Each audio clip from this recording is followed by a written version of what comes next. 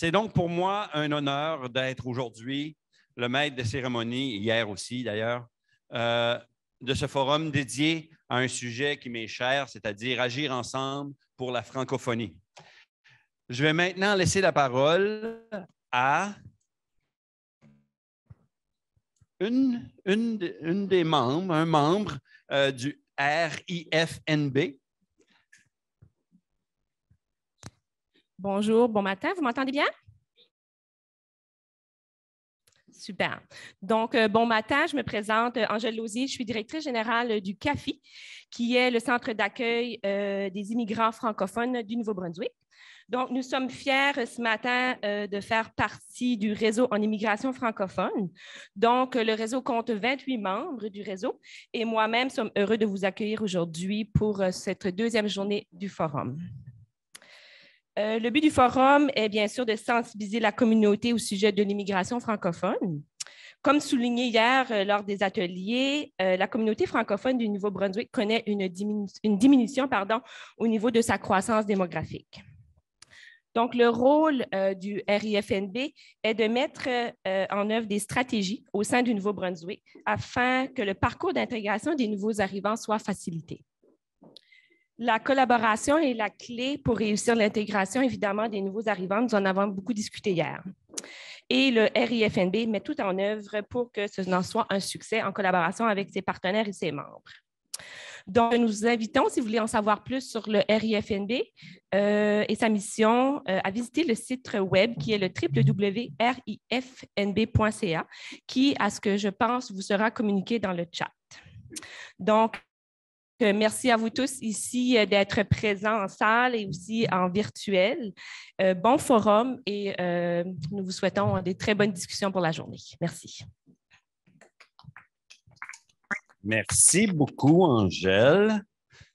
Et voilà, je suis juste content que tu n'aies pas parti avec mes feuilles parce que j'aurais été vraiment perdu. Alors, je souhaite maintenant laisser la parole à Stéphanie Méroni pour dire quelques petits mots aussi. Alors, Stéphanie.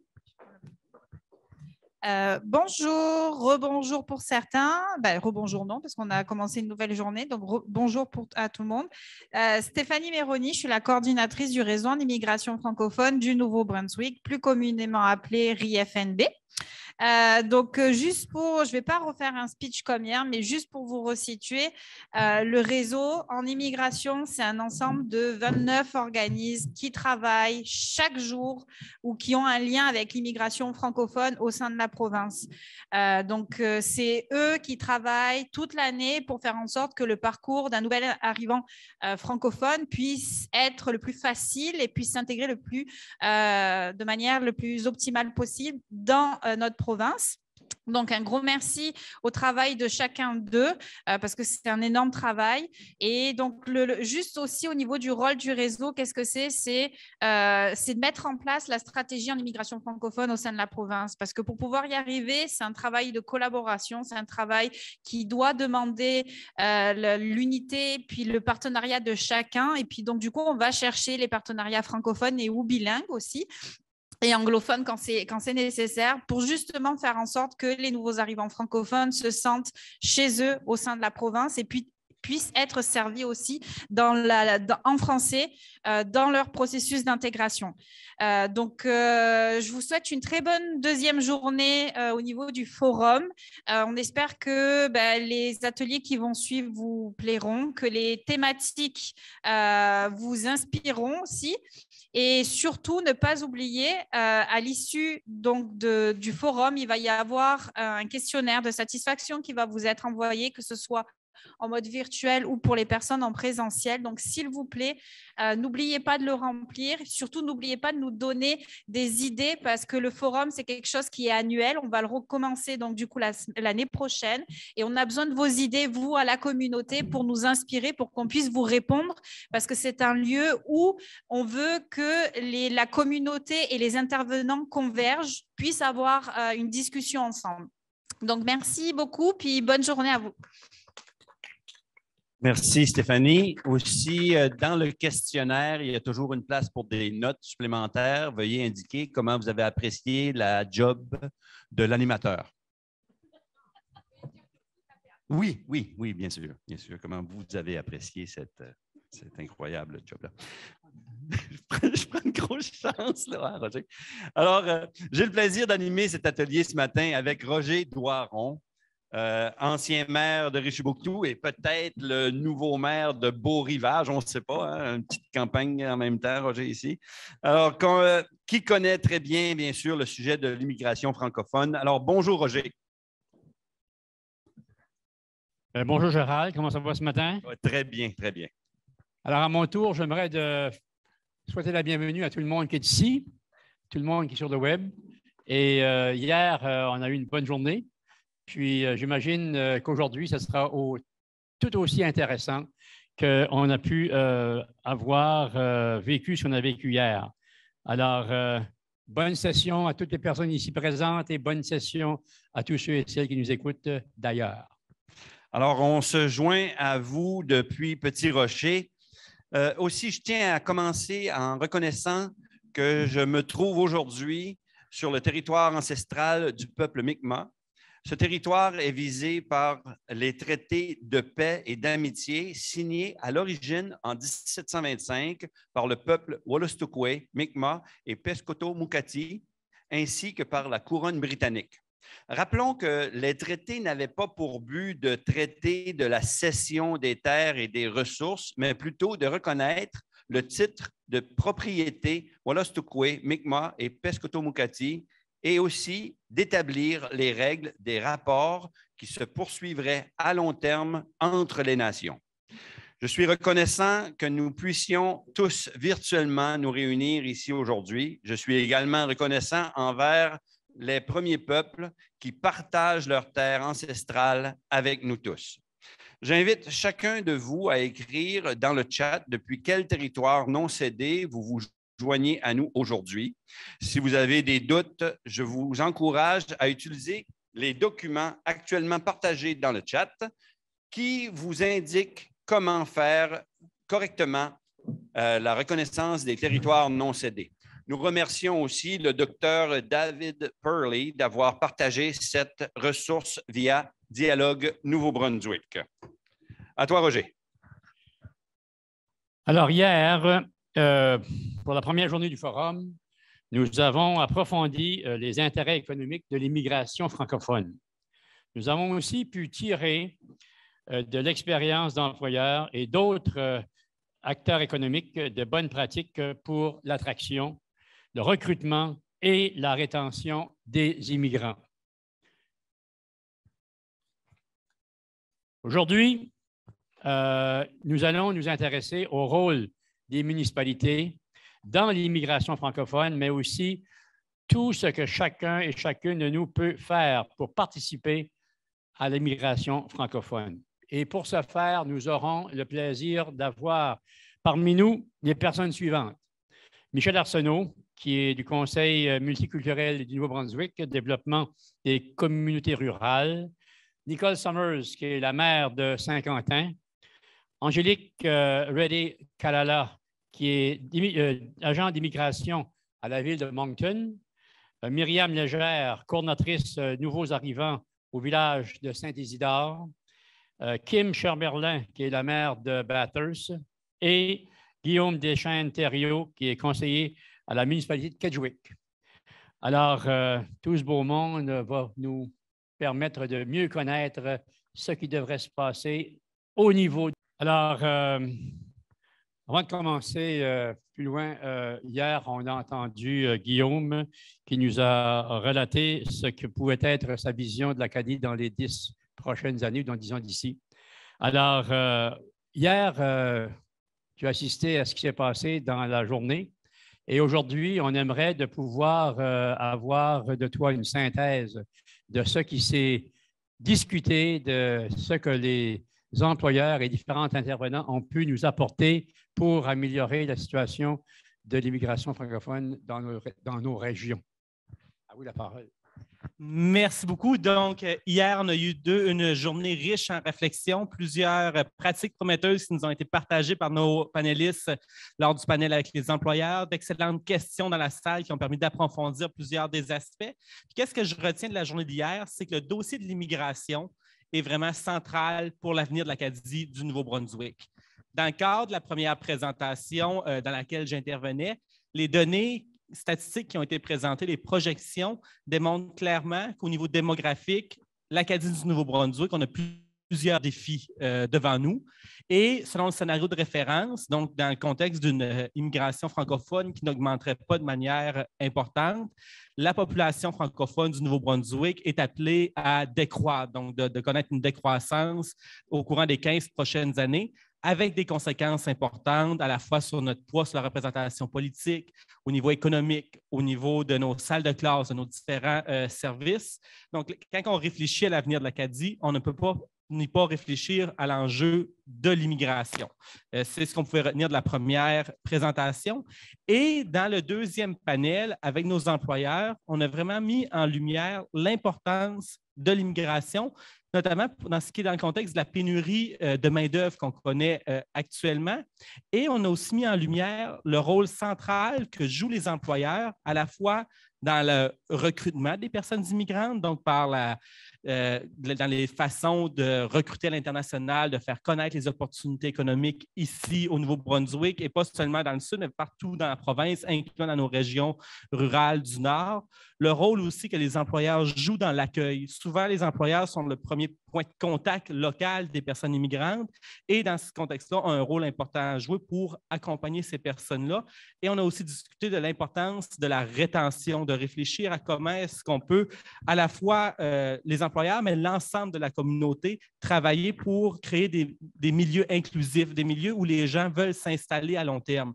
Parce qu'on promet tous les efforts dans le recrutement, dans l'attraction, mais si les gens ne restent pas, ne se sentent pas bien dans leur nouveau milieu de vie, bien, ces efforts-là valent plus ou moins la peine parce que c'est vraiment réfléchir dans l'écosystème d'immigration, qui est un écosystème complexe. Comment est-ce qu'on peut s'assurer que l'Acadie soit un milieu inclusif, un milieu accueillant et qui favorise la rétention à long terme des personnes immigrantes? Et on a eu plusieurs pratiques prometteuses qui ont été mentionnées par nos employeurs et dans la salle lors de la période de questions. Et aujourd'hui, ces discussions-là vont se poursuivre dans les prochaines minutes, notamment avec le panel sur les municipalités.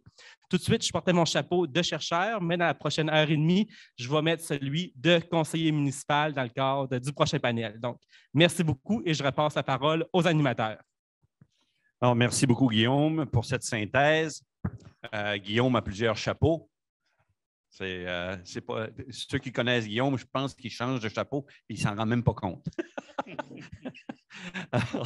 alors, nous allons à présent approfondir le rôle des municipalités dans l'attraction, l'accueil et la rétention des immigrants francophones. Et Roger, je te passe la parole pour présenter notre première panéliste. Merci, Gérald. Sachant que Guillaume nous vient de conseiller Kedgewick, puis qu'on se déplace vers 50 ans, à peu près 18, 15, 18, 18, 19, 20 kilomètres plus loin. Alors, on a comme invité parmi nous ce matin Mme Nicole Summers, qui est la maire de Saint-Quentin. Alors, ceux qui ont suivi l'actualité ont certainement eu l'occasion d'entendre Mme Summers parler de l'importance de l'immigration pour sa municipalité. Et la communauté a fait beaucoup de travail en lien avec la municipalité, avec les conseils municipaux, pour faire de l'immigration une des priorités de cette communauté. Alors, un tel défi ou un tel engagement apporte des défis. Et à ce moment-ci, on aimerait que Mme Summers nous parle des défis que le conseil ou que la municipalité a rencontrés pour répondre à cette priorité, puis comment ces défis-là ont été relevés. Puis, c'est quoi les bonnes pratiques qu'elle peut nous partager pour qu'on puisse éviter de faire les erreurs qu'on pourrait faire en se fiant aux bonnes pratiques de Mme Summers et son conseil. Alors, Mme Summers. Merci, Roger. Mme Summers qui est en ligne, je présume. Je veux juste rappeler à tous les panélistes, Roger, que ça prend 5, 6, 7 secondes pour faire tout le changement technique avant d'arriver aux panélistes. Donc, quand on vous présente, donnez-vous un petit 5, 6, 7 secondes, ceux-là qui sont sur Zoom, avant de commencer, parce qu'on va manquer le début de votre conversation. Et moi, j'ai été désigné gardien du temps. Alors, quand vous allez voir, et c'est des panélistes qui sont en Zoom, et vous voyez que je vais montrer une feuille jaune comme ceci à la caméra, il vous reste 1 minute. Et si jamais je montre une feuille rouge, ben, c'est le temps de terminer. C'est le temps de terminer. Alors, Madame Summers, à vous la parole. Bonjour tout le monde. Donc, c'est moi qui commence les choses ce matin. Donc, je vais commencer par vous souhaiter la bienvenue. Puis espérer que ce que j'ai à vous dire va certainement apporter quelque chose dans votre assiette ce matin. Mais je pense que ça va être difficile d'apporter plus que ce que les entreprises vous ont apporté hier. Mais de toute façon, je vais vous partager mon parcours. Donc, pour nous, l'intégration communautaire, ça a été initié par un comité d'adaptation à la main-d'œuvre qui a commencé en 2018 et qui est maintenant bien ancré chez nous. Ça, c'est grâce, bien sûr, au conseil municipal qui s'est mobilisé d'abord, mais qu'on s'est entouré d'un comité bénévole qui provient des 2 communautés, donc de Kedgewick et de Saint-Quentin. Et nous avons pour le moment le soutien d'une coordination en service d'intégration qui vient une subvention de l'IRCC par le biais du Conseil multiculturel du Nouveau-Brunswick, une coordonnatrice à l'accueil et l'intégration communautaire, une subvention qui provient de Travail Nouveau-Brunswick. Donc, au tout début, quand on a fait ce comité, quand on s'est mobilisé, le conseil municipal, c'était vraiment pour voir comment on pouvait diversifier l'économie sur le territoire. Et suite à un sondage, les entrepreneurs ont dit arrêtez, nous, on a besoin de main-d'œuvre et on a besoin maintenant. Donc, ça a changé la dynamique et tout d'un coup, on s'est retrouvés en pleine immigration. Donc, nous, les bonnes pratiques et tout ça, on les a appris au fur et à mesure. Puis je dois vous dire qu'on a dû apprendre très rapidement. Donc, on est devenu un soutien à l'entreprise avec les défis dans son recrutement. Et le CAMO, par la suite, a été de sensibiliser la population à ce nouveau défi que vit la région, comme toutes les localités au Nouveau-Brunswick, bien entendu. Donc, les buts de l'immigration, c'était pour répondre aux besoins, puis aussi d'augmenter la population, puisque la démographie a un impact direct sur la qualité de notre vie, et pas seulement notre vie, mais aussi notre économie. Donc, les entreprises ont fait des efforts qui ont été très fructueux, puis il y a beaucoup de nouveaux travailleurs qui ont déménagé dans la région et ils sont installés avec les membres de leur famille. Donc, l'arrivée des nombreux travailleurs a occupé la majeure partie du temps de la coordonnatrice afin de faciliter le logement, l'adaptation à leur nouveau milieu de vie. Puis, je dois vous dire que à ce moment-là, la mobilisation de la communauté a fait la différence. Donc, quand nous, on a parlé à la communauté, on a dit à ces gens-là, écoutez, on a besoin d'immigration, on a besoin de main-d'œuvre et on a besoin de votre aide aussi. Donc, c'est à ce moment-là que les divans, les chaises, les matelas, la vaisselle et tout ça est arrivé pour donner un coup de main à ces nouveaux arrivants qui voulaient s'établir sur le territoire et nous aider, bien entendu, à maintenir notre économie. Donc, depuis, il y a à peu près 250 personnes qui se sont établies dans la région. Mais le travail ne fait que commencer parce que, outre les procédures de transition, c'est très important que ces gens-là se sentent chez eux. Et c'est là que débute notre engagement comme communauté d'accueil. Et nous devons faire en sorte de faciliter l'intégration de ces nouveaux arrivants. Puis, je suis très fière de vous dire ce matin que le taux de rétention pour la région est de 80 à 85 %. Je vais essayer de parler un petit peu plus vite. On parle maintenant, je vais sauter des choses que j'avais écrites, mais aujourd'hui, on a un nouvel organisme à but non lucratif qui a été créé par le CAMO qui s'appelle l'Association multiculturelle pour l'intégration des nouveaux arrivants. Donc, l'acronyme, c'est AMINA. Et pour nous, c'est un gros pas qu'on a fait en tant que mobilisateur dans l'immigration sur le territoire. Maintenant, on a un organisme officiel qui va bientôt être reconnu et on espère pouvoir, avec cet organisme, avoir des fonds directement à notre association, puis on va pouvoir vraiment gérer notre portefeuille. Et autour de la table du conseil d'administration d'Amina, les entrepreneurs ont une place importante et avec eux, on parle de défis et avec eux, on parle aussi de solutions. Donc, je pense que la bonne pratique chez nous, c'est ce lien qu'on a créé entre les entrepreneurs et le comité et les coordonnateurs sur le territoire. Donc, il n'y a personne qui arrive sur le territoire sans que nos coordonnateurs soient avisés, sans que le comité le sache. Et c'est cette coordination qui fait que de temps en temps, nos succès on est vraiment fiers du travail qu'on fait. Et hier, pendant une réunion, on a vraiment eu un commentaire qui a fait du bien, qui nous a dit qu'on faisait un travail qui était au-delà de ce que tout le monde s'attendait. Donc, ça fait vraiment plaisir d'entendre ces choses-là aussi. Donc, conclusion, tu me donnes une petite minute de faire une conclusion. Avec ce qui se passe en Ukraine, je vais finir avec ça. Nous, Amina et la région, nous sommes vraiment prêts pour accueillir des réfugiés. On s'en est parlé et on a une belle ouverture pour ça. Donc, c'est vers là qu'on va se diriger pour les prochains mois. Merci beaucoup. Merci beaucoup, Nicole. Je sais que je t'ai poussé un petit peu, Nicole, avec mes petites pancartes, mais on est vraiment chargé ce matin. On a 5 minutes par panéliste quand ils prennent la parole. Alors, merci beaucoup. On va rester dans le coin. On va aller à Kedgewick maintenant, un beau petit village, mon petit village natal. On sort le gars du village, mais on ne sort pas le village du gars. Ça fait que je vais accueillir Guillaume.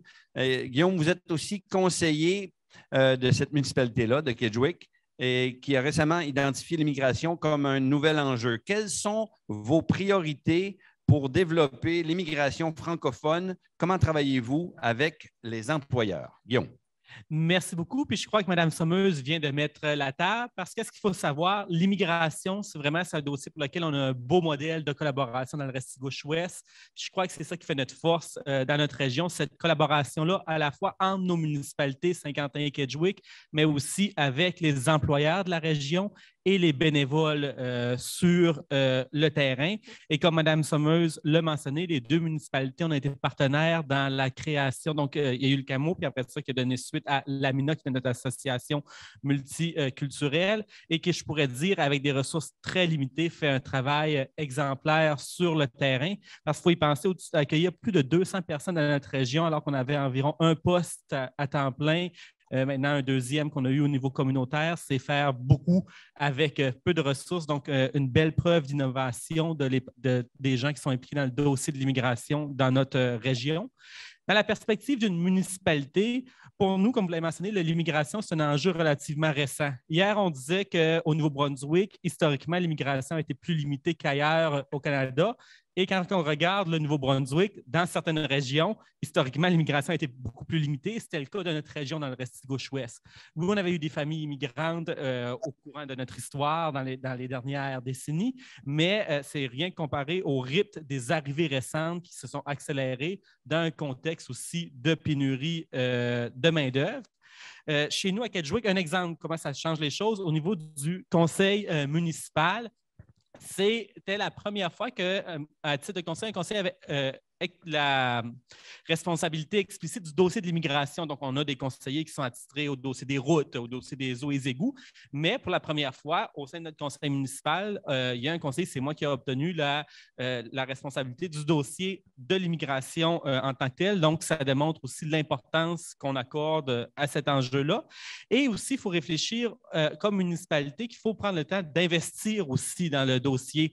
Il faut y mettre des ressources nécessaires. C'est une chose de dire que l'immigration, c'est un dossier important, mais il faut aussi que les sous-suivent. Donc, à la fois à Saint-Quentin et à Kedgewick, on a appuyé financièrement la mise en place de l'AMINA et on travaille aussi avec nos bailleurs de fonds pour aller chercher davantage de ressources, notamment pour avoir plus de ressources humaines, parce que c'est vraiment un de nos défis de pouvoir accroître donc les ressources humaines pour bien desservir les arrivantes et nouveaux arrivants qui s'installent dans notre région.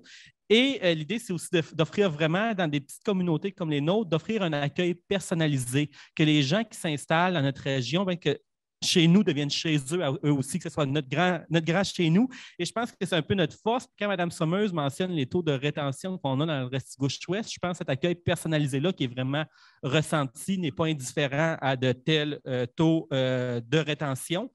On a des comités d'accueil bénévoles qui ont été mis en place dans nos communautés parce que l'immigration, c'est vraiment un enjeu transversal qui concerne l'ensemble de la communauté. Il faut que les élus municipaux soient engagés, les employeurs, mais il faut aussi engager l'ensemble de la communauté.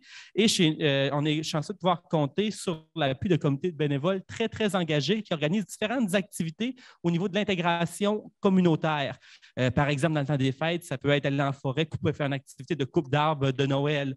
Ça peut être un souper communautaire. Ça peut être aussi, lorsqu'il y a des événements communautaires, différentes fêtes, un marché des fermiers, de téléphoner les personnes qui sont arrivées nouvellement et dire « Hey, saviez-vous qu'il y a telle activité cette fin de semaine? Ça serait le fun si vous pourriez venir avec nous. » Et c'est une occasion de rencontrer des nouvelles personnes.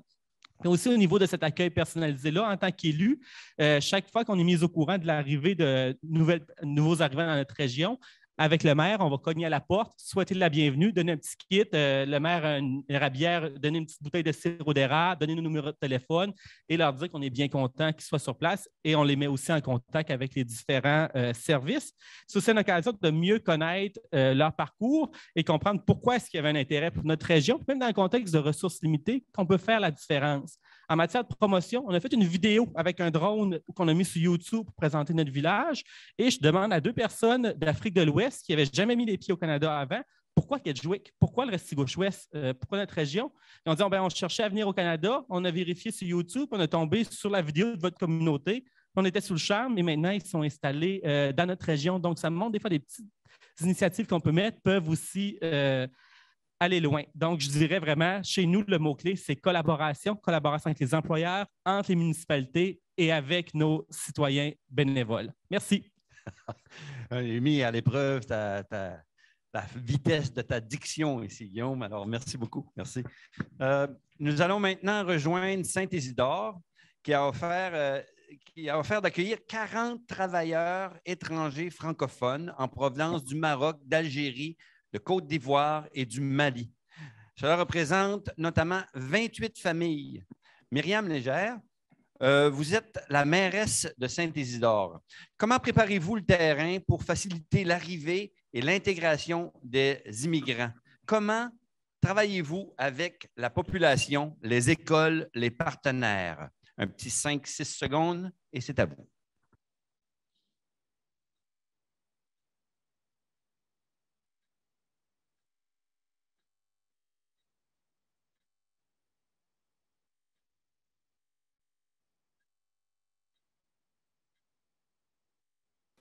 J'allume ma caméra, mais pas le micro.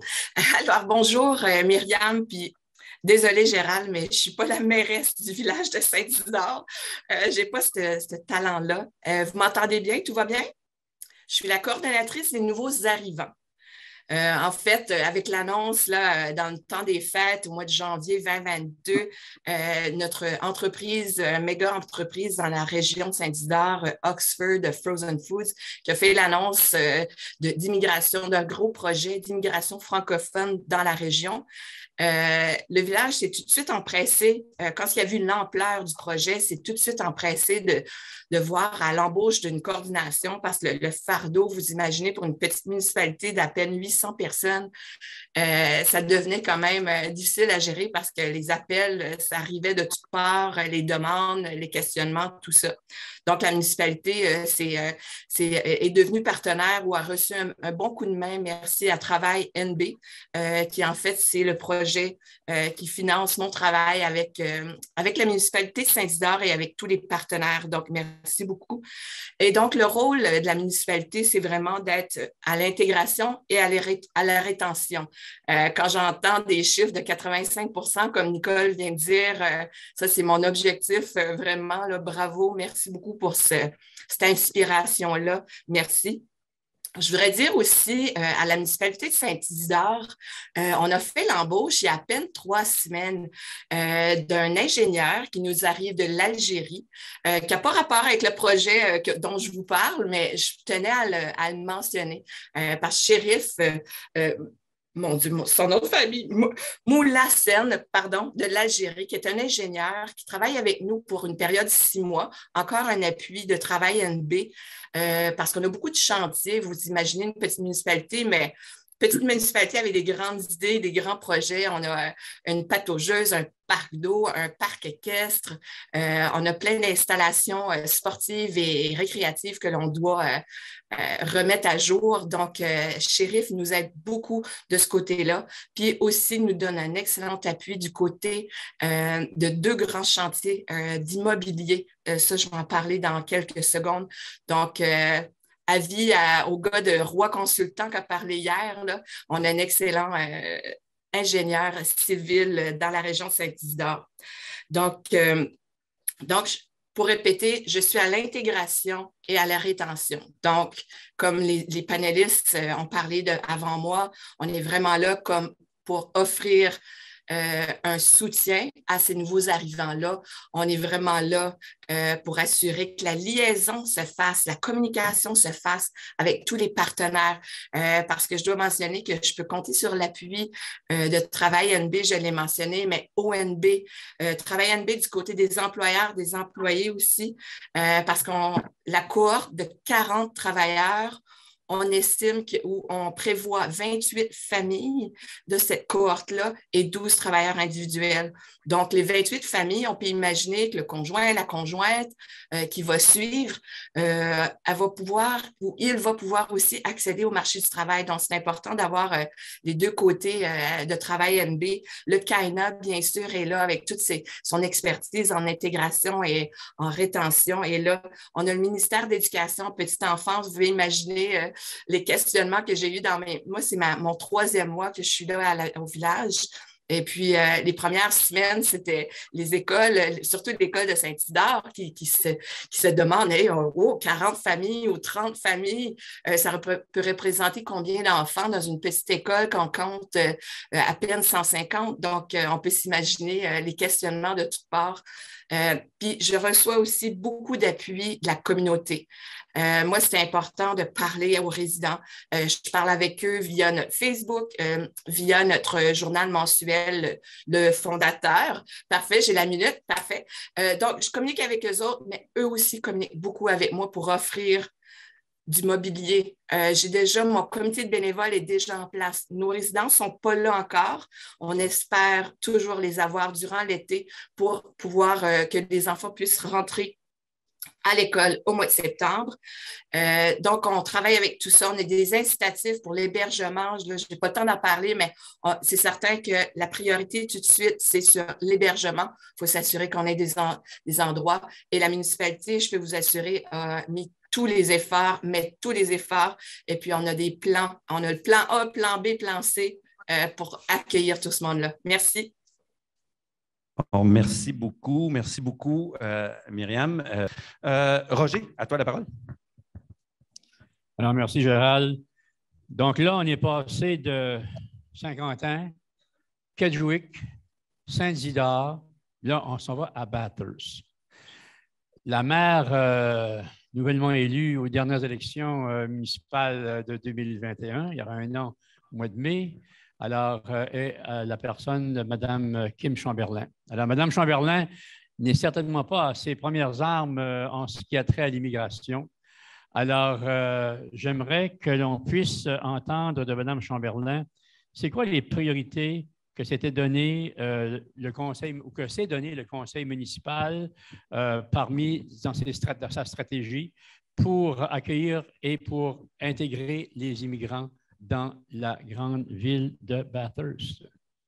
À vous la parole. Merci beaucoup.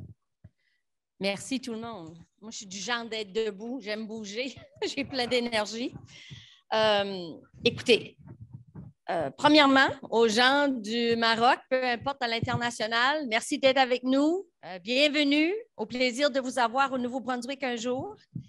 Nos priorités à nous, premièrement, c'est le logement. C'est certain que jusqu'à présent, tout va bien. On s'organise à les nouvelles familles qui viennent s'installer à trouver du logement. Mais avec tout ce qui se passe avec les Ukrainiens, les Afghans, le centre de Bathurst et maintenant l'Association multiculturelle est maintenant un centre pour les réfugiés francophones aussi. C'est quoi nos priorités? Logement abordable, on travaille présentement aussi avec Habitat Soleil, qui est une entreprise à but non lucratif qui sont en processus de développer plusieurs blocs d'appartements, un terrain qui leur a été vendu à un rabais presque donné. On travaille de très proche avec eux. Travailler ensemble avec les autres municipalités autour de nous. Mais qu'est-ce qui est aussi important, c'est travailler avec les associations multiculturelles, travailler avec le Conseil multiculturel du Nouveau-Brunswick, travailler avec le réseau d'immigration francophone du Nouveau-Brunswick. Les municipalités ont besoin de s'assurer de contacter tout ce qui les entoure avec l'immigration. On n'est pas les seuls. On a des experts. Et là, je mets mon chapeau comme mère, mais je suis aussi la directrice de l'Association multiculturelle pour la région Chaleur. Et je vois les deux côtés. Je vois l'importance, pourquoi qu'il faut impliquer les centres d'accueil d'établissement de votre région, les autres municipalités qui vous entourent aussi et les autres compagnies à but non lucratif comme le RIF. Donc, quand vous avez des familles qui viennent s'installer, c'est un travail d'équipe qui se fait avec les volontaires. Transport en commun, c'en est un qu'on est en train de faire justement avec les autres municipalités de la région Chaleur. On a débuté ça l'année passée quand on a été élu. Maire de Petit-Rocher était ici avec nous aussi, Rachel. On s'est dit, il nous faut transport en commun. L'étude, justement, j'ai eu un petit aperçu de l'étude qui avait été faite pour les étudiants internationaux au Nouveau-Brunswick. Pourquoi ils quittent le Nouveau-Brunswick? Une des grosses raisons, c'est que le transport en commun, surtout dans le Nord. Donc, nous, l'étude, justement, est en train de se faire. Et notre rôle, et qu'est-ce qu'on aimerait avoir, c'est qu'on ait un transport en commun de mise en place d'ici un an et demi. Mais c'est ça notre rôle, donc s'assurer que les gens ont un moyen de se déplacer, surtout avec les étudiants internationaux aussi.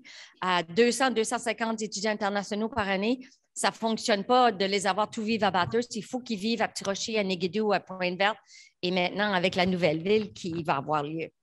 Je vous dirais, c'est très important. Les municipalités ont besoin de participer à l'immigration. On dit l'employeur, mais les municipalités aussi. Moi, je vais vous dire, avec mon ancien chapeau, ça fait 8 ans que j'ai voyagé avec la province du Nouveau-Brunswick à Destination Canada, à Destination Acadie, et ce n'était pas toujours aux frais de la province. Quand c'était le temps de se déplacer, les municipalités et les entreprises locales ont payé mon voyage pour participer. Et c'est là où il va falloir... Quand les gens, que ce soit au Maroc, que ce soit à Paris, que ce soit à Lyon, que ce soit à Bruxelles, les gens savent à peine le Nouveau-Brunswick. Imaginez ce qu'ils connaissent la ville de Bathurst ou un petit village de Kedgwick. Donc, les médias sociaux fonctionnent très bien, mais il faut qu'on se déplace. Surtout si on a la chance de se déplacer ou même en version virtuelle, assurez-vous d'être là et assurez-vous d'avoir quelqu'un de votre communauté. Si c'est quelqu'un d'un centre d'accueil, prenez le temps, partagez les frais et déplacez cet employé-là pour qu'il puisse être en mesure d'être là pour représenter votre ville et votre communauté. Merci. Oh, merci beaucoup. Merci beaucoup. On passe maintenant dans la direction du sud-est du Nouveau-Brunswick. Angélique Reddy-Kalala, vous êtes agente d'immigration à la ville de Moncton. La stratégie d'immigration du Grand Moncton 2024 représente le deuxième chapitre des efforts déployés par la communauté pour attirer et retenir, bien sûr, les immigrants dans la région. Il s'agit d'un plan plus holistique encore que le précédent. Quelles sont les grandes lignes de cette stratégie? Quelles bonnes pratiques avez-vous mises en place pour engager les partenaires et la communauté d'accueil? Merci tout le monde. Alors, actuellement, j'ai rencontré Kim à Destination Canada quelques années passées. Alors, mon nom est Angélique Reddy-Kalala. J'ai une petite présentation. Alors, je voulais vous présenter notre ancienne stratégie d'immigration et les grandes lignes et notre nouvelle stratégie d'immigration. Alors, est-ce que tu peux voir mon présentation? Oui? OK, super. Alors, ça fait quelques années maintenant qu'on travaille dans la matière d'immigration en tant que municipalité. Et vraiment, pour nous, c'est vraiment un aperçu holistique. Alors, on travaille toujours ensemble avec la ville de Dieppe et la ville de Riverview et nos centres d'établissement comme le CAFI, Magma, le District scolaire francophone sud, anglophone et toutes les associations ethnoculturelles, juste pour te donner un exemple, la province aussi, certainement. Alors, dans notre première stratégie d'immigration, les grandes lignes qu'on a fait, c'était vraiment pour embaucher une employée à temps plein qui travaille pour la ville de Moncton en tant qu'immigration. Et c'est vraiment une position holistique et ça, c'est mon position actuellement aujourd'hui. Alors, je travaille sur le côté d'attraction, d'accueil, aussi le support pour nos nouveaux arrivants et les étudiants internationaux dans la région du Grand Moncton. Aussi, la ville de Moncton a le contrat avec le gouvernement fédéral pour avoir le partenariat local en matière d'immigration. Alors, ce partenariat implique plus que 20 différentes associations et municipalités, les 3 niveaux du gouvernement. Et ça fait presque 7 ans qu'on a ce partenariat et on travaille tous ensemble pour être certain de répondre aux besoins des nouveaux arrivants dans notre région. Aussi, on a mis en place une site web, Immigration Grand Moncton, et c'est un partenariat encore entre les 3 villes, Moncton, Riverview et Dieppe. Et c'est pour attirer les nouveaux arrivants, mais pour être certaine que dès que les gens arrivent dans la région du Grand Moncton, ils ont un support. Alors, on veut vraiment les diriger à nos centres d'accueil comme le Magma et le Café et tous les autres services qui sont là dans la communauté. Aussi, à la ville de Moncton, on travaille, comme Kim a dit, avec des employeurs. Alors, nous sommes bien placés pour travailler sur le côté d'économie. Alors, ça fait plus que 5 ans qu'on fait des salons d'emploi et maintenant, la ville de Moncton travaille avec plus de 100 employeurs dans la région de Grand Moncton et du Sud-Est. On a déjà comblé presque 500 positions et c'est vraiment pour supporter nos employeurs, mais on veut que dès que les nouveaux arrivants, les étudiants arrivent dans notre communauté, ils sont jumelés avec un emploi dans leur secteur.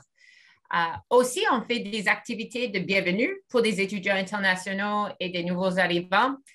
À cause de la COVID, c'était tout en ligne, mais maintenant, dans le mois de juin, on va retourner. Nous sommes très contentes d'être en personne au Centre Avenir. Aussi, avec notre nouvelle plan d'immigration 2020 jusqu'à 2024, on a aussi des grandes lignes. Encore, c'est un partenariat avec notre groupe d'immigration, partenariat local en matière d'immigration. Et les aspects vraiment, c'est le fait d'être certaine que notre communauté sont prêts pour accueillir des nouveaux arrivants. Aussi que les nouveaux arrivants vraiment mettent des racines dans notre communauté.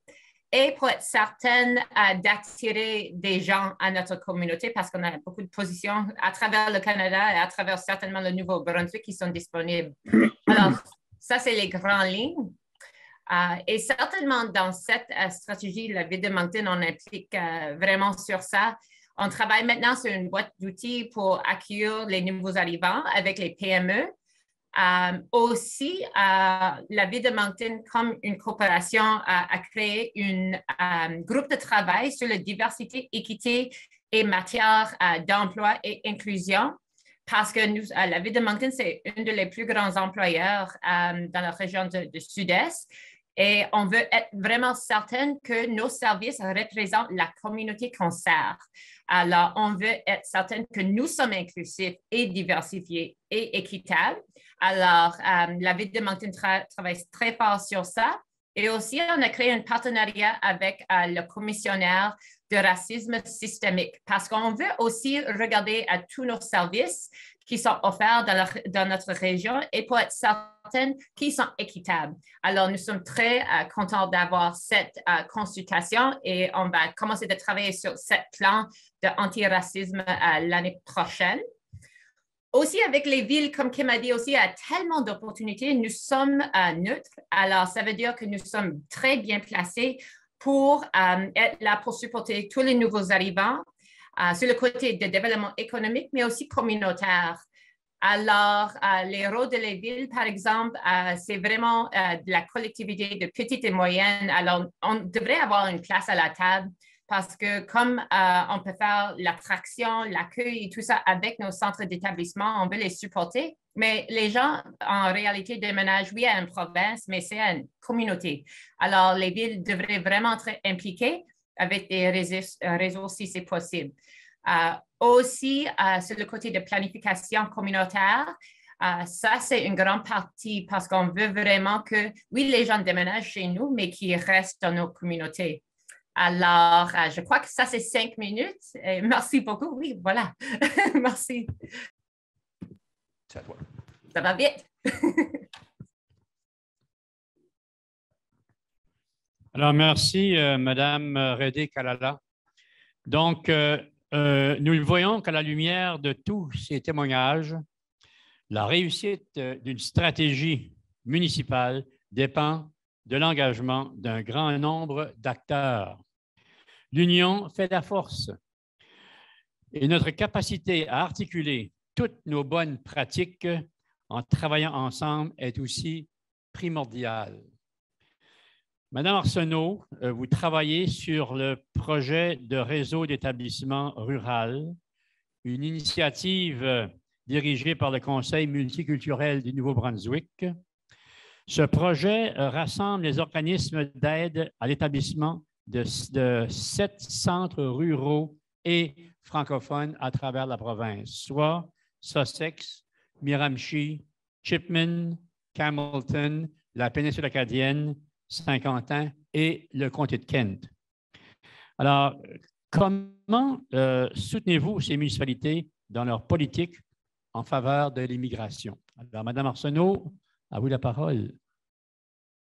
Merci. C'était super intéressant d'entendre les présentations des municipalités qui a passé devant moi. Alors, j'aime vraiment de voir tous les efforts et les enjeux qu'ils vivent et oui, les efforts qu'ils mettent à créer des milieux accueillants pour les nouveaux arrivants de la province de Nouveau-Brunswick. Alors, et puis, c'est ça. Alors, moi, je suis le gestionnaire du réseau d'établissement rural. Alors, c'est un projet du Conseil multiculturel du Nouveau-Brunswick. Et puis, alors, le projet qui est offert aux communautés, et je vais parler un plus gros sur la province parce que ce qui est offert avec le réseau d'établissement rural est aussi offert aux autres communautés par l'entreprise des organismes membres du CMNB. Alors, tous les organismes membres et les communautés qui participent au réseau d'établissement rural offrent des programmes qui visent à l'établissement et l'intégration des nouveaux arrivants dans les communautés du Nouveau-Brunswick. Alors, et le CMNB, on offre un espace aux agences membres pour collaborer et partager les meilleures pratiques afin que les agences membres puissent développer des services adaptés aux besoins des nouveaux arrivants dans leur communauté. Alors, il faut pouvoir connecter, collaborer, mais il faut aussi pouvoir avoir un peu il faut pouvoir développer de la programmation qui est aussi propre à notre communauté parce que les communautés ont quand même des besoins un peu différents. Et le CMNB offre également aux communautés la possibilité de participer à des conférences, à des forums, afin qu'elles puissent partager les besoins des nouveaux arrivants dans leur communauté. Alors, nous utilisons les renseignements obtenus lors de ces événements pour sensibiliser les organismes provinciaux aux besoins des nouveaux arrivants et des communautés dans lesquelles ils vivent. Le CMNB siège sur, je pense que c'est 25 plus comités, que ce soit provincial, local, fédéral, pour qu'on puisse vraiment faire connaître les besoins des nouveaux arrivants et des communautés pour s'assurer que lors de ces consultations et des initiatives, que le besoin des nouveaux arrivants est considéré.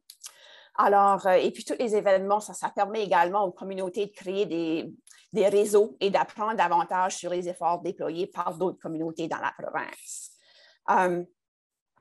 Nous avons aussi offert des possibilités d'éduquer non seulement les employés et les membres des conseils municipaux, mais aussi la communauté dans son ensemble grâce à des projets comme la tournée de nouvelles conversations qui avait fait le tour de la province en 2018. Nous avons aussi suivi avec une version en ligne là, pendant la pandémie. Alors, c'est ça, le CMNB est toujours à la recherche de moyens d'éduquer la population du Nouveau-Brunswick sur l'importance d'accueillir les nouveaux arrivants. Nous cherchons la meilleure façon d'offrir un soutien aux nouveaux arrivants et à leur communauté. C'est ça, je ne veux pas prendre trop de temps parce que c'est ça, là, je veux pas, si je commence à parler et expliquer de tous les programmes qui sont offerts par le CMNB et aussi par l'entreprise de ses agences membres, là, Gérald va commencer à me lever ses petites cartes. Ça, je vais faire, c'est que je vais vous inviter de visiter notre site web, je vais le partager dans le chat. Vous pouvez trouver plus d'informations sur les programmes offerts par le CMNB et la liste des organismes membres dans la province. Si vous ne l'avez pas encore fait, je vous encourage fortement aux municipalités à organiser une rencontre avec les fournisseurs de services d'établissement afin d'apprendre davantage sur les programmes offerts localement et de trouver des moyens de travailler ensemble pour mieux accueillir les nouveaux arrivants dans leur communauté et surtout d'éviter les dédoublements de services. Lorsque, bien souvent, on va voir les municipalités ou d'autres organismes qui veulent vraiment travailler à l'intégration des nouveaux arrivants et on a besoin de ce soutien-là, mais on ne veut pas dédoubler les services pour créer de la confusion dans les communautés non plus. Alors, je vous invite à visiter notre site web, trouver l'organisme local qui vous dessert votre région, si vous ne l'avez pas fait encore, et prendre contact avec eux et voir c'est quoi la belle programmation qui est disponible dans votre communauté. Merci. Alors, merci beaucoup. Puis, Michel, il me force à lever les petites pancartes, OK? Moi, je ne les lèverai pas, les petites pancartes. Je vous écouterai tous et toutes jusqu'à l'infini. Vos initiatives, c'est incroyable ce qui se passe dans les communautés. Bravo d'avance, je le dis tout de suite parce que vous me donnez l'occasion, Michel. Mais regarde, moi, je les lève parce que les autres me regardent avec des gros yeux à côté quand je ne les lève pas. Ça fait que... on dit que ça prend un village pour élever un enfant. Ça prend aussi toute l'énergie des municipalités pour attirer les immigrants au Nouveau-Brunswick et faire en sorte qu'ils développent un sentiment d'appartenance et se sentent ici chez eux, bien sûr. Alors, je vais donner un petit 3 minutes à tout le monde, aux 5 panélistes qu'on avait aujourd'hui. Je leur donne un 3 minutes chacune pour répondre à la question suivante. Comment travaillez-vous je vais dire la question en premier. Comment travaillez-vous avec les autres municipalités? Quel chantier reste à faire pour que les municipalités travaillent ensemble? Tu sais, c'est un peu un mélange de deux questions ici. Alors, comment vous travaillez-vous avec les autres municipalités ou quel chantier reste à faire pour que les municipalités travaillent ensemble? Et l'ordre qu'on va prendre, ça va être Angélique, Myriam, Kim, Nicole et Guillaume va fermer le tout.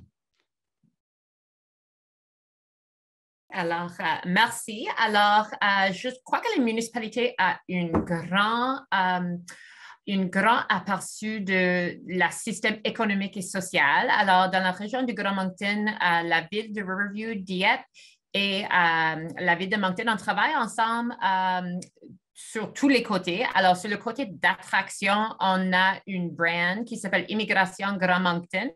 On a un site web, on a des dépliants, on fait des salons d'emploi virtuels comme Destination Canada. On fait ça ensemble parce que quand les gens déménagent dans une région, les enfants, par exemple, peuvent vivre, ou la famille peut vivre à Moncton, les personnes peuvent travailler à Dieppe et ils peuvent faire des sports à Riverview ou même, par exemple, à Shediac, n'importe où. Alors, on travaille vraiment ensemble. Sur le côté du sud-est du Nouveau-Brunswick aussi, on travaille ensemble complètement. Sur des autres points, des grands points aussi, je sais que sur la côté de Marest, ça c'est différent, je ne suis pas la Marest de Moncton, mais je sais qu'elle travaille très fort à travers le Nouveau-Brunswick avec les autres villes, mais sur le côté d'immigration, dans mon travail, aussi on travaille fort sur le côté de plaidoyer. Alors, je trouve que les municipalités ont une grande ligne pour être certaines que nos résidents, nos nouveaux résidents, ont accès à des services qui sont essentiels à leurs intégrations. Par exemple, des cartes médicales. Le processus d'immigration, ça prend beaucoup de temps maintenant avec IRCC. Alors, on peut vraiment aussi travailler ensemble pour être certaine que nos nouveaux arrivants sont, oui, bien impliqués dans la communauté, bien attirés. Mais sur le côté d'être certaine qu'il y a accès à tous les services, les municipalités ont un grand rôle pour travailler ensemble à travers le Nouveau-Brunswick, pour être certaine que les nouveaux arrivants ont la même chance que les Canadiens dès qu'ils arrivent pour avoir accès à des services. Alors, ça, c'est un autre côté qu'on peut travailler très fort sur aussi.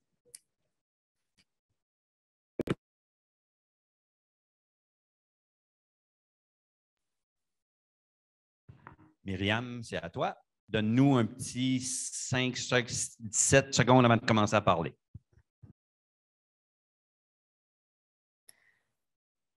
Parfait, merci. Ben, en fait, étant donné qu'on est comme la nouvelle municipalité ou le petit nouveau dans ce grand terrain de jeu-là, est-ce que vous m'entendez bien, Gérald? Oui, parfait. C'est ça, on est un peu nouveau. Donc, les collaborations, les conversations, je te dirais qu'à ce moment ici, la collaboration est peut-être plus avec la ville de Tracadie, qui est la plus grande municipalité qui nous entoure. C'est plus du côté des services, les sports, les activités, les marchés, les épiceries, tout ce qui est bien pour s'amuser, puis bien manger, puis tout trouver. Mais aussi du côté un peu moins le fun, tout ce qui est système sanitaire, égouts sanitaires, parce qu'on a 2 gros chantiers de construction qui s'en viennent. Donc, c'est s'assurer que tout ça se passe bien. Vous pouvez imaginer les infrastructures qui doivent être adaptées à ces 28 familles, 12 résidents. Donc, c'est du monde qu'il faut héberger dans un court laps de temps. Ensuite de ça, on a aussi une petite famille qui nous arrive de l'Afrique, qui habite à Pont-Landry, qui est dans le territoire juste à côté, qui est en fait dans le comté de Tracadie, avec qui on communique régulièrement, parce que c'est une grande famille avec 7 enfants, fait qu'on est vraiment fiers d'avoir tout ce beau monde-là dans le coin. On parle aussi avec la municipalité de Caraquette et Bas-Caraquette. Caraquette avec Ciel, avec Léopold Pinette, avec Bernard Thériault. J'ai communiqué justement avec Léopold Pinette il y a à peine 2 semaines pour un peu échanger. Hey, c'est quoi? Qu'est-ce qui t'arrive? Qu'est-ce qui est bien? Qu'est-ce qui est moins bien? Sur quoi on focus et tout ça. J'ai aussi une rencontre avec le village de Bas-Caraquette il y a quelques semaines, la même chose. Fait que je te dirais qu'à ce point-ci, c'est plus la communication, s'assurer qu'on double pas, qu'on dédouble pas nos efforts, qu'on travaille tous. On a tous le même objectif à la fin de la journée. On veut s'assurer que nos nouveaux résidents soient bien intégrés, qu'on les retienne ici. Donc, c'est un peu ça, c'est ouvrir cette conversation-là avec nos municipalités voisines.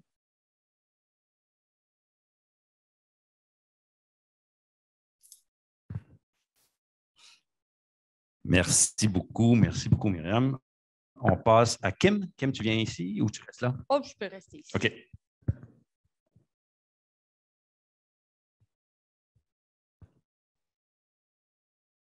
Écoute, le partenariat est une des choses les plus importantes pour le succès de la province du Nouveau-Brunswick. Peu importe où ce que le nouveau arrivant choisit de venir s'installer au Nouveau-Brunswick, il faut travailler ensemble. Il faut s'entraider comme municipalité, comme association multiculturelle. Demain matin, j'ai un appel avec un village qui me demande leur conseil pour les aider avec l'intégration. On est là pour s'entraider parce que qu'est-ce qui est bien pour Kedgwick, qu'est-ce qui est bien pour Hamilton, est bien pour Bathurst et est bien pour la région Chaleur et est bien pour le Nouveau-Brunswick. Un des plus gros aspects, c'est de travailler en partenariat. L'intégration est encore aussi importante. Donc, ça prend une communauté. Il faut aller chercher les associations multiculturelles. Il faut aller chercher le Conseil multiculturel du Nouveau-Brunswick. Il faut aller voir les associations francophones du Nouveau-Brunswick et s'assurer que ces gens peuvent être servis dans la langue de leur choix aussi quand ils sont ici. Mais un partenariat entre nous, les municipalités, et avec les associations multiculturelles des centres d'accueil d'établissements. Notre centre de la région Chaleur se déplace un peu partout pour donner un coup de main à donner de la formation interculturelle dans le milieu de travail pour les employeurs. Et de plus en plus, on a beaucoup de nouveaux arrivants qui n'ont pas choisi la ville dont ils viennent travailler. Ils ont choisi l'employeur.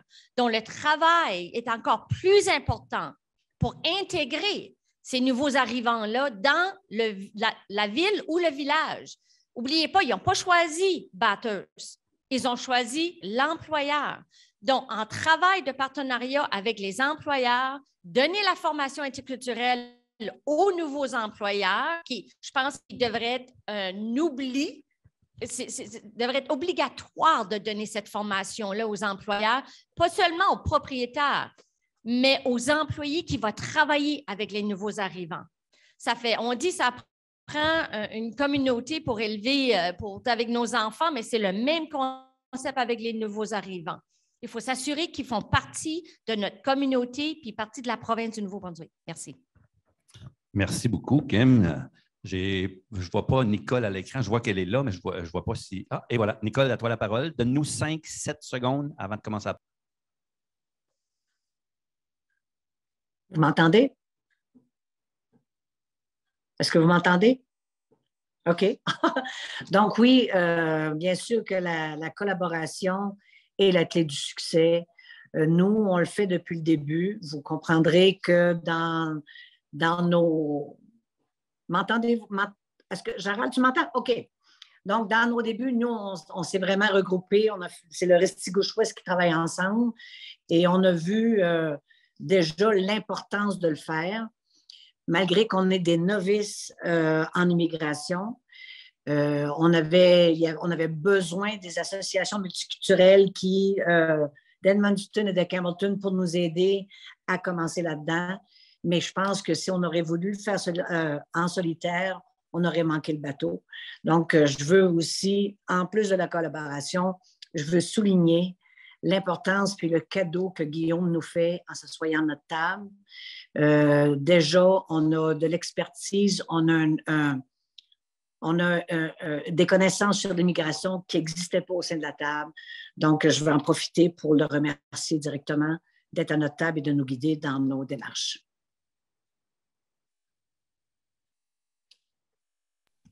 Merci beaucoup, Nicole. Et il y a eu des beaux commentaires pour toi, Nicole, aussi, des initiatives qu'il y a eu à Saint-Quentin qui est passé sur le chat. J'espère que tu as eu la chance d'aller les lire. Donc, c'est des très beaux commentaires. Vous faites des petits, comme on dit. Alors, Guillaume, à toi aussi pour en ajouter pour un petit 2-3 minutes max.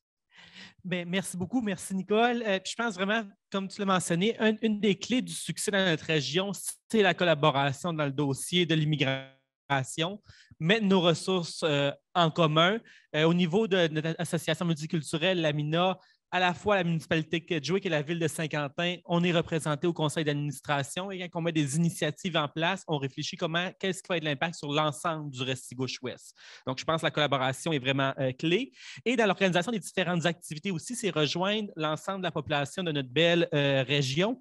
Par exemple, dans les dernières années, on a beaucoup de familles ukrainiennes qui sont arrivées, même avant le conflit, et maintenant aussi après la période du conflit. On peut vraiment parler d'une diaspora ukrainienne dans le Restigouche-Ouest, donc une communauté ukrainienne qui s'est bien implantée dans notre région.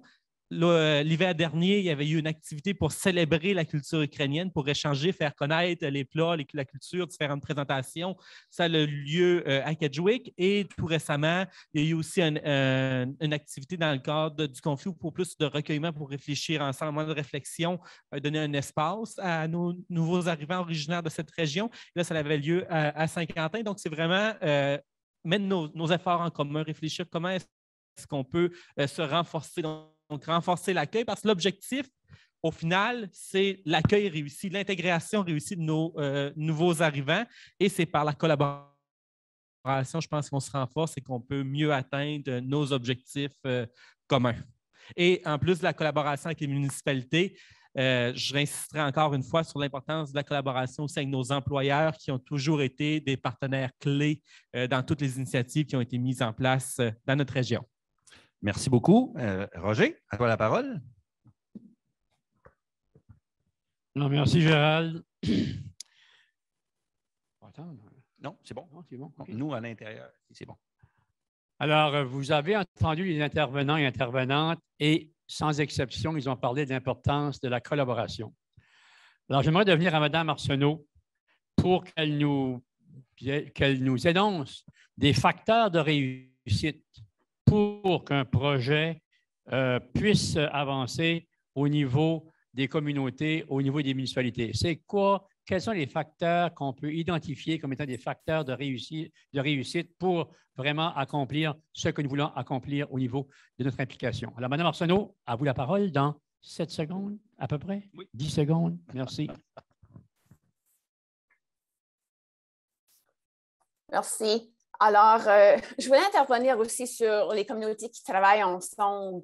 Je pense que le réseau d'établissements rural est un super bon exemple de collaboration. Parce qu'on parle souvent de collaborer avec les autres, mais des fois, on a la difficulté à vraiment voir comment vraiment faire de la collaboration dans peut-être des programmes qui vont peut-être être livrés dans des différentes communautés. Alors, ce qu'on fait au réseau d'établissements, c'est qu'on a nos 7 communautés et lorsqu'on se rassemble, on va peut-être, on veut travailler sur un projet commun, une activité, un programme commun.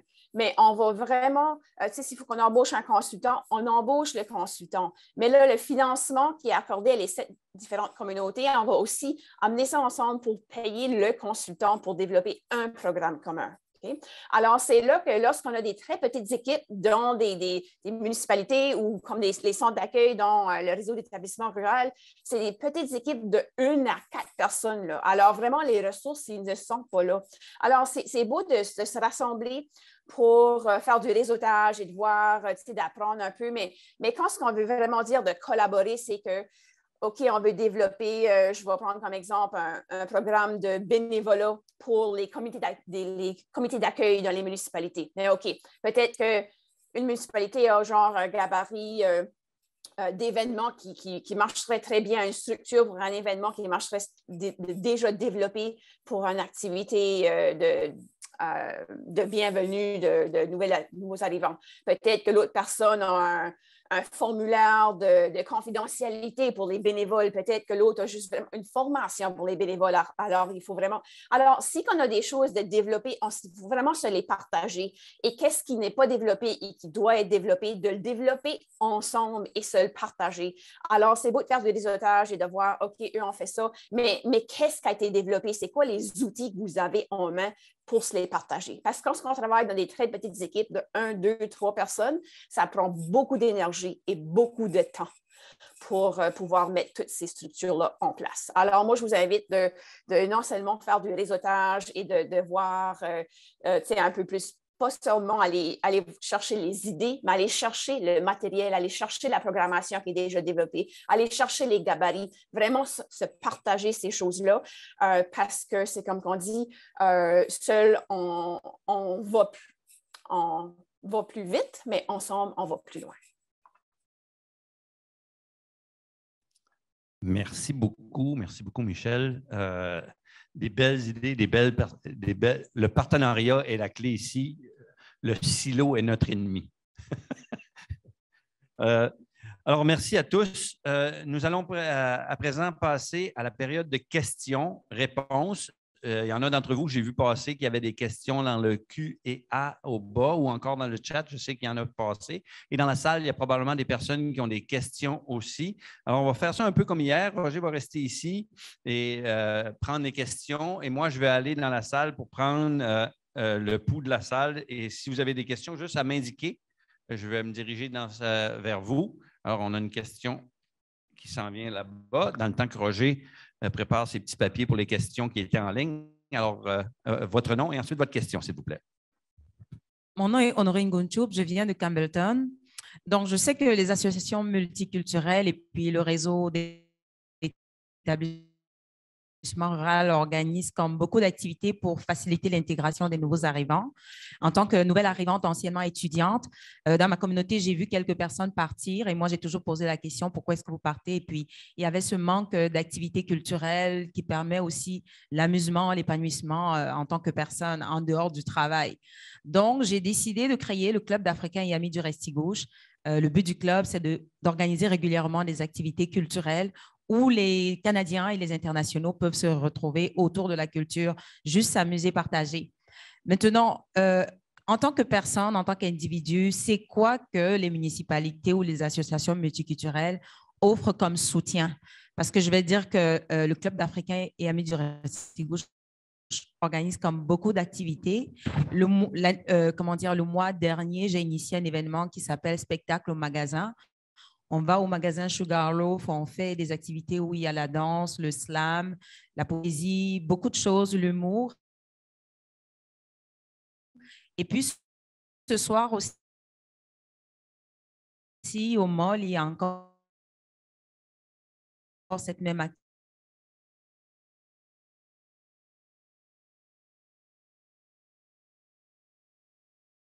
Vous mettez pour supporter les individus qui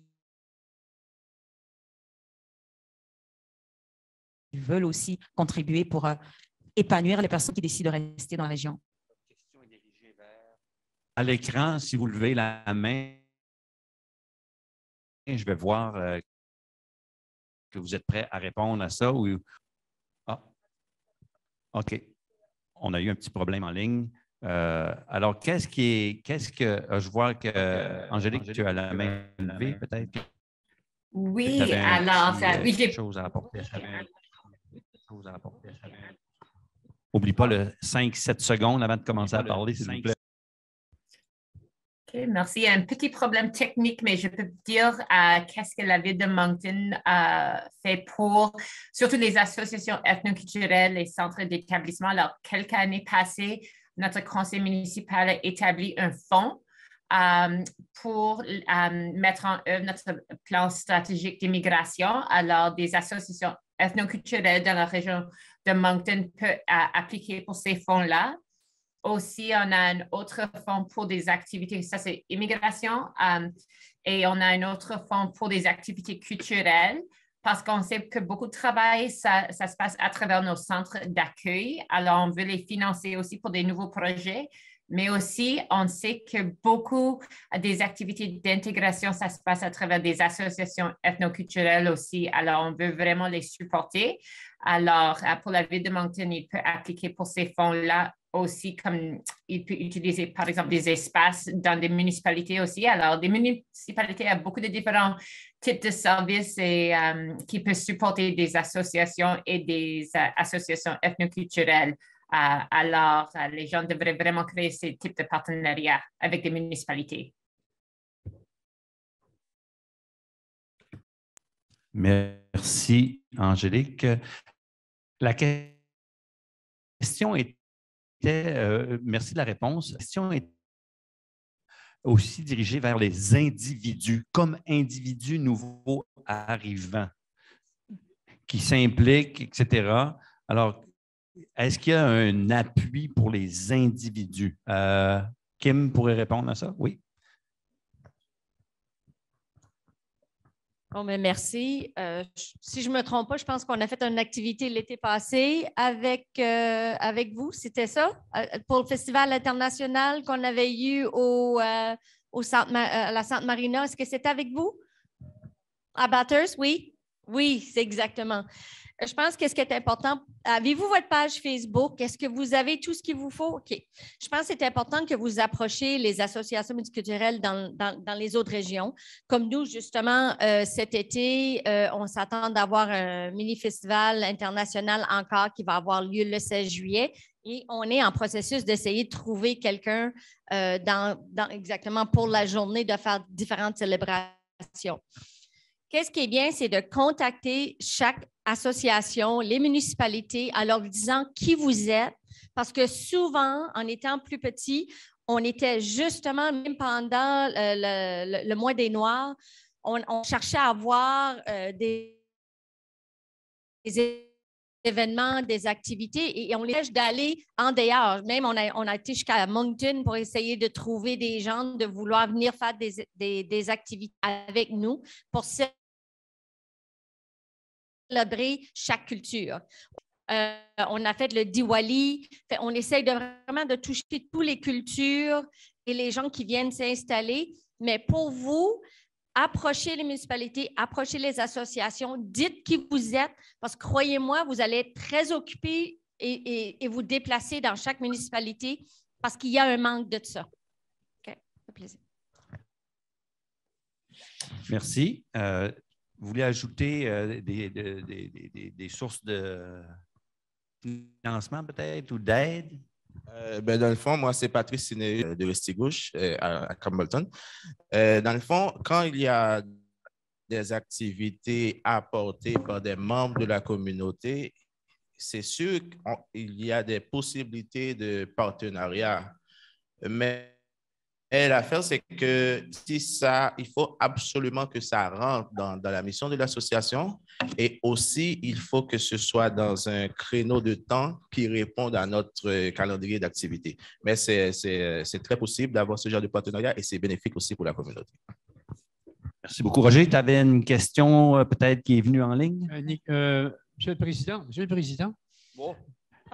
Nicole avait sur une question, une réponse. Là. Alors, Nicole.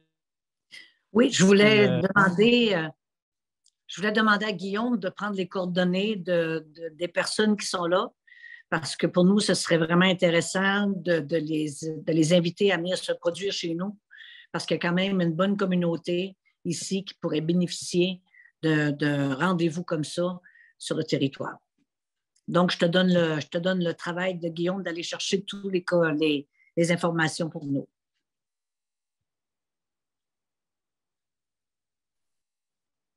À toi pour une question, Roger. OK, alors, on a une question. Vous avez tous entendu parler de la difficulté qu'ont les municipalités avec la fameuse question du logement. Alors, tout le monde est à la recherche d'une réponse pour cette question-là. Alors, la question est la suivante, c'est quel est le rôle d'une municipalité dans tout ce dossier du logement dans nos municipalités? Alors, je ne sais pas laquelle de vous pouvez répondre, mais c'est ça la question. C'est quoi le rôle d'une municipalité dans cette fameuse question du logement? Oui, Kim.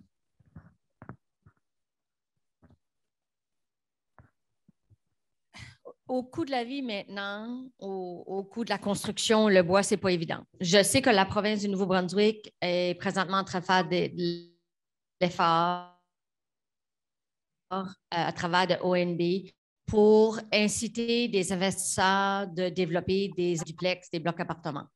Ils sont même prêts à donner jusqu'à 60 000 $ de l'unité par appartement, mais il faut suivre certains règlements qui sont mis en place pour que ce soit des appartements abordables.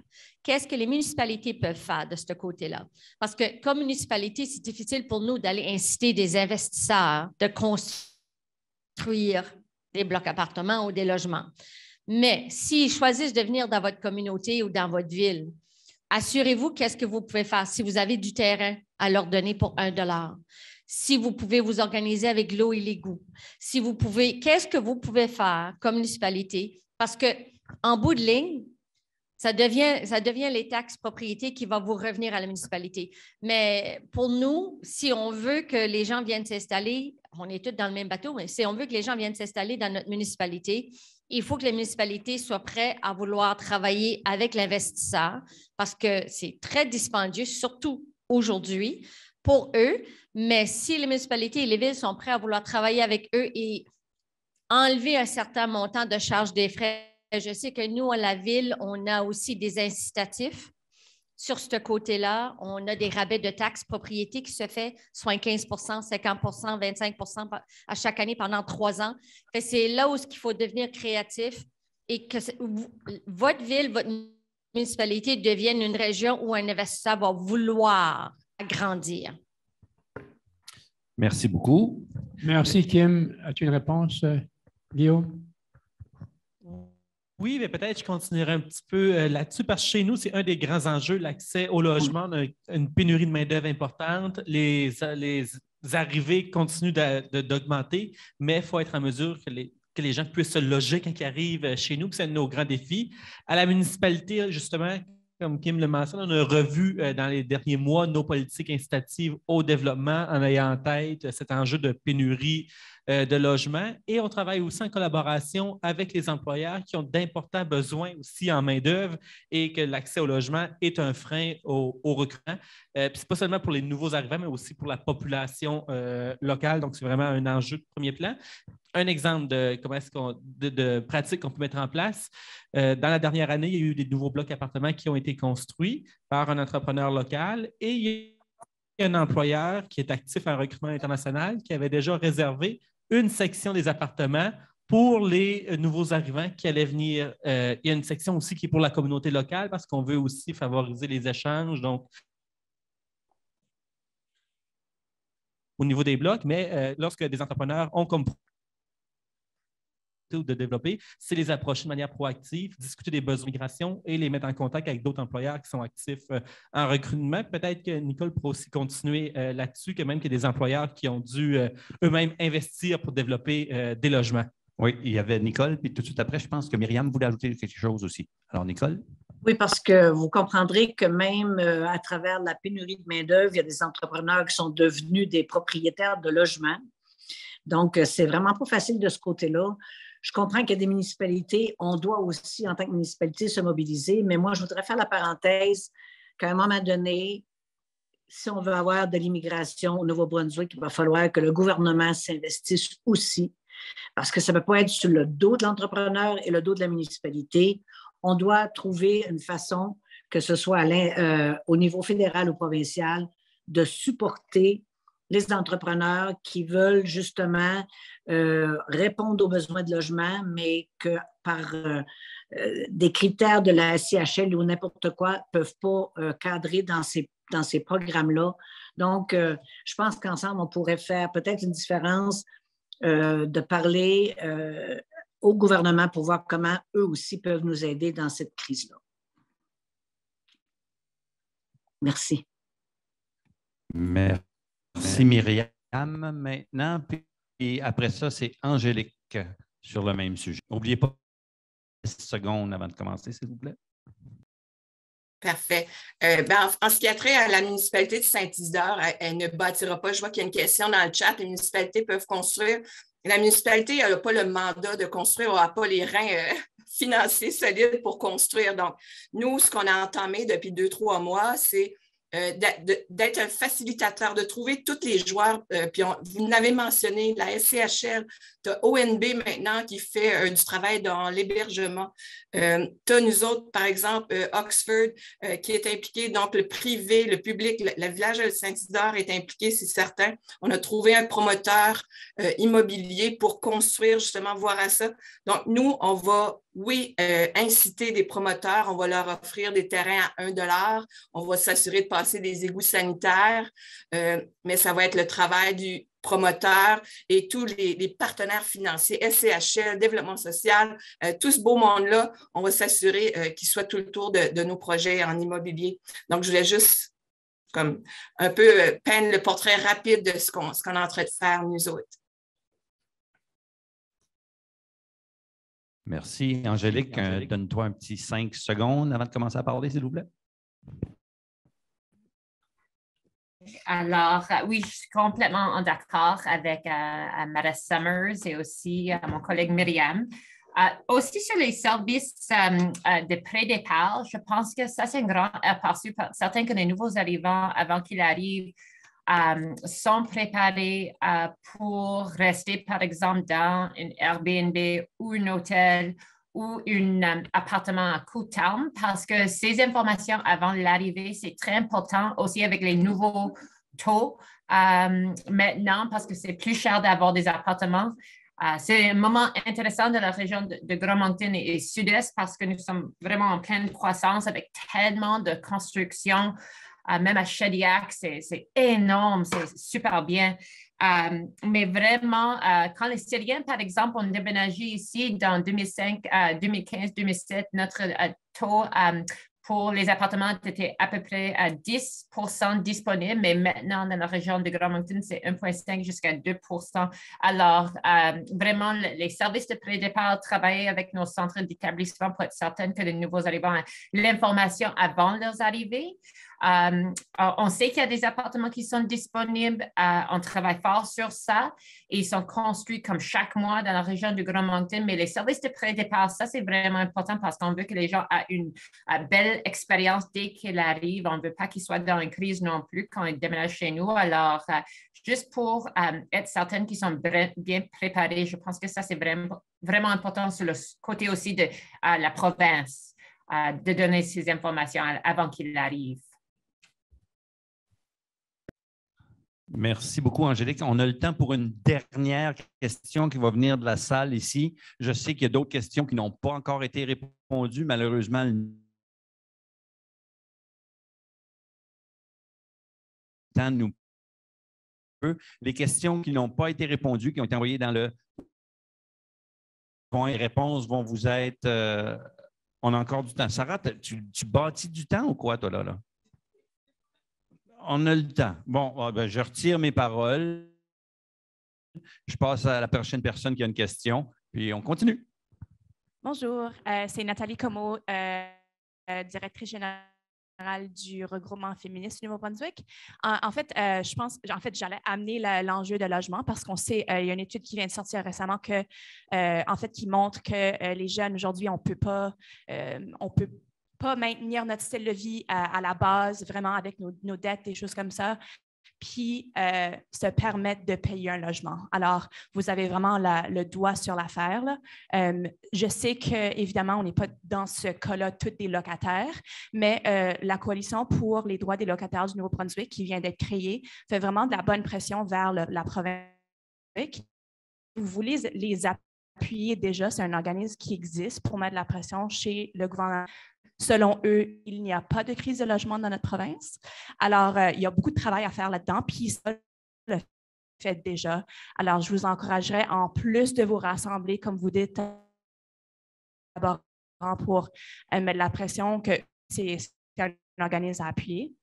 J'essaie d'entendre que la Ville de Moncton est en train de développer un plan antiraciste avec le commissaire sur le racisme systémique. Puis j'aimerais juste comprendre, en fait, si ce plan-là pourrait être adapté chez les autres municipalités de la province ou si c'est vraiment spécifique à la Ville de Moncton. J'attends 5 secondes. Est-ce que tu peux m'entendre? OK. Oui, alors ça, c'est qu'est-ce que le commissionnaire a essayé de faire. Alors, elle a fait un partenariat avec une université. Alors, c'était Mount Allison, une collège. Alors, je crois que c'était NBCC et une municipalité. Et qu'est-ce qu'elle fait? C'est vraiment de faire une consultation avec, comme par exemple, des associations ethnoculturelles, nos centres d'établissement, notre communauté, comme beaucoup de différents types de communautés dans la région de Moncton, pour regarder nos services parce que un parti, oui, c'est immigration, mais on veut vraiment que tout le monde ait la même expérience dans nos villes et on sait maintenant que nos résidents n'ont pas les mêmes expériences du tout dans les écoles, dans nos services. Alors oui, absolument, cet plan va être donné à notre conseil municipal, je crois, dans le mois de septembre. Et c'est vraiment pour, comme je disais avant, comme regarder à tous nos services qui sont offerts à la communauté, comme le transport commun, par exemple, nos services de récréation et loisirs. Juste pour donner quelques exemples, nos services d'emploi aussi, parce qu'on sait que la Ville de Moncton doit diversifier nos employés aussi. Alors oui, absolument, ça c'est vraiment qu'est-ce qu'elle veut faire. Et nous sommes très, très contents de partager ça parce que si tous les aspects, juste pour donner un exemple sur le côté de l'immigration, si tous les aspects de nouveaux arrivants, c'est amélioré dès qu'ils sortent de la maison. Alors, quand ils travaillent, les enfants dans nos écoles, on sait qu'ils n'ont pas la même expérience que les autres enfants. Alors, tous ces aspects-là, et même sur le côté du municipal, on va vraiment changer la vie des personnes. Et ça, c'est qu'est-ce qu'on essaie de faire, c'est que comme municipalité, qu'est-ce qu'on peut changer pour être certain que toutes les personnes dans nos communautés aient la même chance pour une future. Alors, ça, c'est pourquoi on a engagé sur cette pilote et absolument, c'est pour partager avec tous les municipalités à travers le Nouveau-Brunswick. Absolument.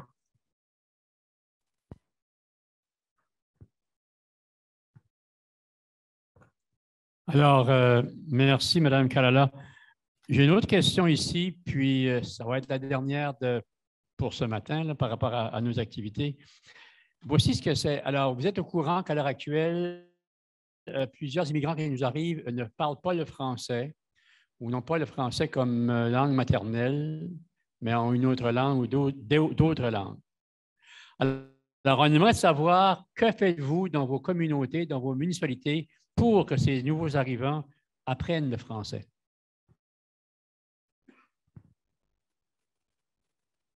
On va passer vers Michel, qui a été la première à lever la main. Alors, Michel, donne-toi 5-7 secondes et commence à parler. Merci. Je voulais aussi intervenir vite sur la question d'antiracisme aussi. Alors, le CMNB, ce n'est pas mon mandat, alors je ne connais pas les détails du projet, mais on a un projet d'antiracisme au moment. Alors, restez à l'écoute pour le lancement de la programmation antiracisme aussi qui sera disponible dans les communautés.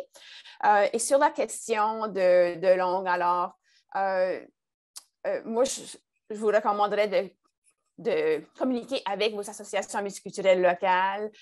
Bien souvent, ils ont, si pas des cours de langue formels, ils ont peut-être des groupes de conversation ou de la programmation en ligne qui peut être livrée en français, soit pour peut-être juste si c'est quelqu'un qui a besoin d'apprendre à zéro, là, il faut avoir les cours un peu plus formels, mais si tu as une base, il y a sûrement un groupe de conversation disponible, soit en ligne ou en personne, dans votre communauté. Alors, connectez avec vos associations multiculturelles, vos groupes ethnoculturels pour voir la programmation qui est disponible dans votre région. Merci. Je vois que Nicole a la main levée aussi pour intervenir sur ce point-là. Donc, Nicole, donne-toi 5-7 secondes avant de commencer à parler. 7 secondes. Donc, mon point de vue là-dessus, c'est je voulais juste dire que nous, ici, au Restigouche, on donne des cours de français. Bien sûr, c'est subventionné.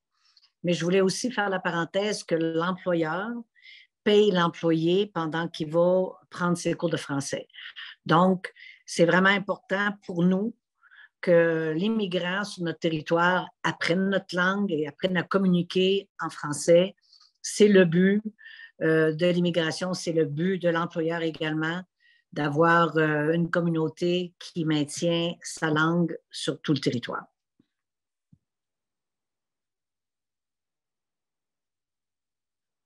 Merci beaucoup, Nicole. Et on est rendu à la conclusion. Roger, tu avais un petit mot à dire? Oui, merci, Gérald. Alors, voici, il est temps de conclure cet atelier. Alors, le rôle que jouent les municipalités est primordial pour attirer, accueillir et retenir les immigrants francophones. Leur stratégie doit engager les employeurs, les écoles, mais aussi toute la population, toutes les communautés. Elle doit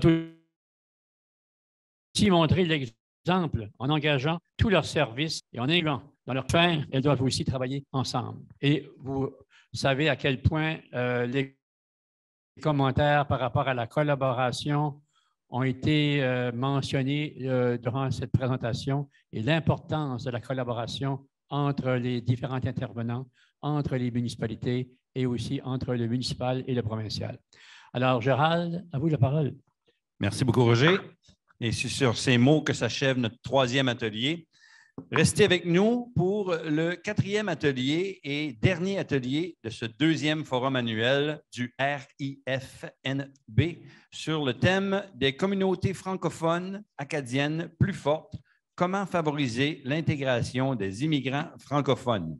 On se retrouve à 11h, même lien Zoom, même salle pour ceux en présence. Alors, sur ce, merci, thank you, wala liog, waliwan.